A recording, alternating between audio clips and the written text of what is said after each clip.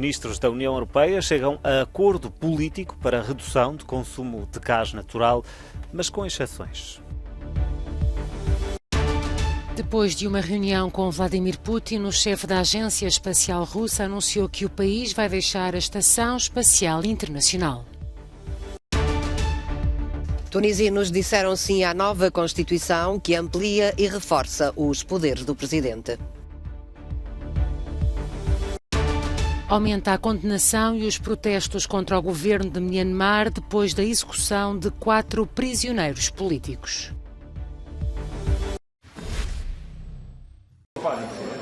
Fumo branco em Bruxelas, onde os Estados-membros alcançaram um acordo político para a redução voluntária do consumo de gás natural de 15% até março do ano que vem. As negociações foram tudo menos fáceis, só possíveis graças a uma longa lista de isenções e derrogações para alguns países. O objetivo é poupar gás para que os 27 possam estar apostos para um corte total do abastecimento da Rússia. Bruxelas propôs o reforço para se acumular 45 mil milhões de metros cúbicos de gás, mas o sucesso dependerá do rigor do inverno.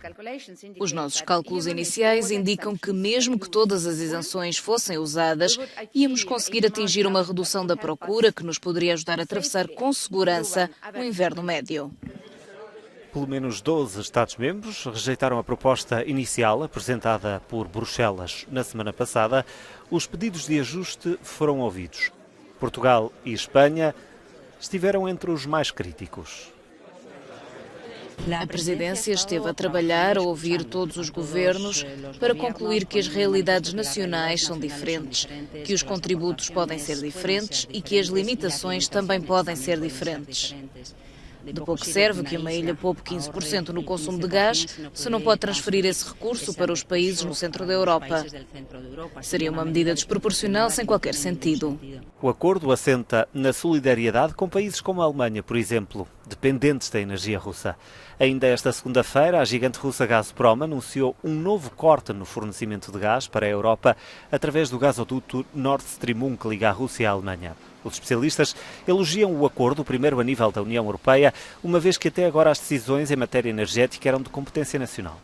O mais importante é que respeitemos os mercados e continuemos a permitir que o gás flua por toda a Europa e que trabalhemos juntos enquanto Estados-membros e mais os países vizinhos da União Europeia. Ao fazê-lo, usando todos os recursos que temos disponíveis do lado da oferta e do lado da procura, temos a única maneira eficaz de combater o uso do gás como arma de guerra por parte de Putin e sobreviver ao próximo inverno. Os 27 também concordaram com um mecanismo para acionar um alerta da União, tornando obrigatória a meta de 15% caso a Rússia feche por completo a torneira do gás. Mas caberá aos Estados-membros decidir quando é que pode ser ativado.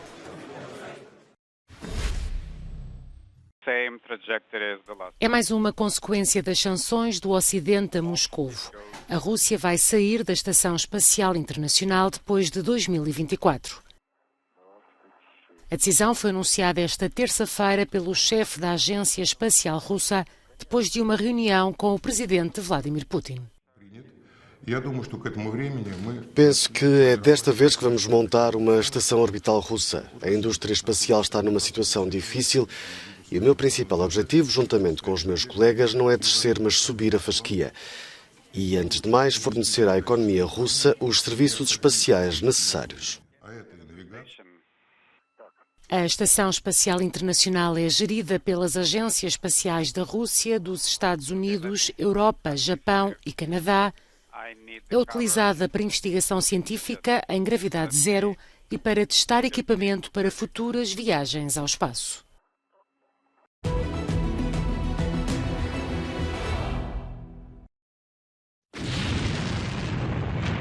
Estas são imagens do momento em que vários mísseis russos atingem uma escola na cidade de Bakhmut, em Donetsk. Foram divulgadas pela Polícia Nacional da Ucrânia. O edifício ficou completamente destruído. Não há vítimas. Depois de conquistar a região de Lugansk no início deste mês, a Rússia tem apostado na região de Donetsk e com uma estratégia diferente: ataques esporádicos e bombardeamentos em várias zonas da região.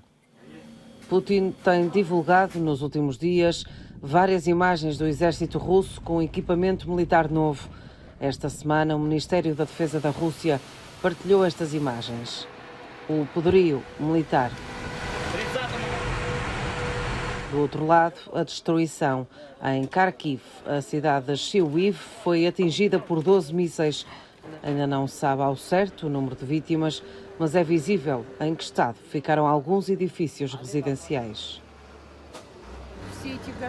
Durante muitos anos, a nossa sociedade, os moradores, criaram e construíram condições de vida confortáveis. E agora o inimigo está a destruir tudo, a matar crianças, moradores pacíficos. É muito difícil descrever tudo isto. Kharkiv, a segunda maior cidade da Ucrânia, é considerada um dos próximos alvos de Vladimir Putin. Kiev não acredita, no entanto, que Moscovo tenha homens suficientes para tomar a cidade.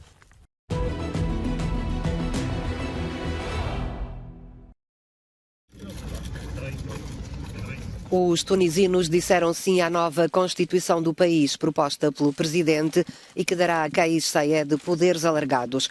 Terão participado no escrutínio um mínimo de 25% dos eleitores, que votaram 90% pelo novo texto. Os opositores dizem que a nova Constituição põe em risco a democracia na Tunísia. O presidente, por seu turno, defende que restabelece a ordem e a dignidade.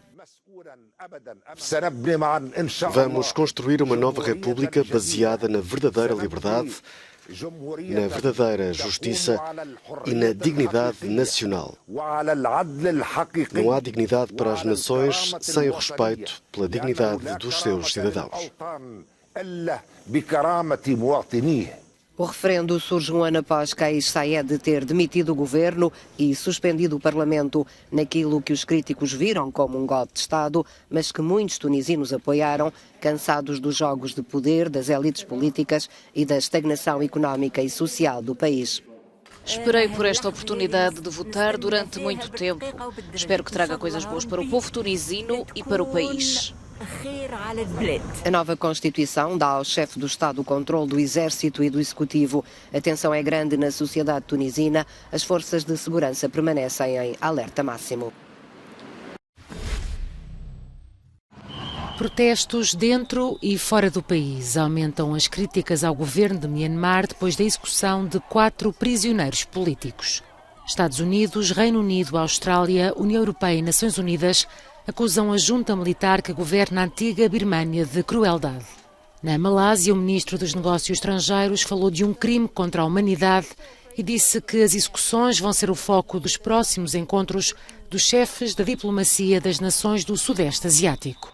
O governo de Myanmar anunciou esta segunda-feira a execução de 4 militantes pró-democracia. São as primeiras execuções desde que a pena de morte foi abolida no país em 1988.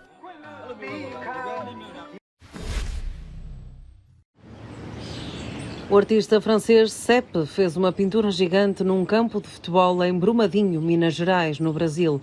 A obra homenageia as vítimas do desabamento da barragem que aconteceu em 2019 e tirou a vida a 270 pessoas.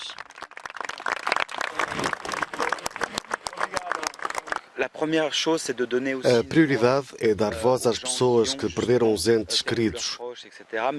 Mas é também dizer que esta é uma questão da qual pouco ouvimos falar.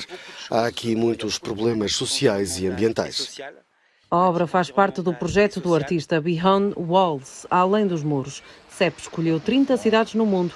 Brumadinho foi uma delas. Mas hoje, mesmo com a dor que a gente revive, é um momento diferente, é um momento que traz um acalento, um momento que traz força, porque é através de uma obra de arte tão perfeita, mãos entrelaçadas, né? Até hoje nenhuma mão soltou da outra nessa luta por justiça, por encontro das vítimas, e para que haja uma punição, né? Para que uma tragédia, um crime como esse não se repita. O campo usado para a mega pintura foi o centro de resgate das vítimas naquele dia. Antigamente era o lugar onde as crianças brincavam. Agora tem outro significado, numa cidade que não esquece o que aconteceu.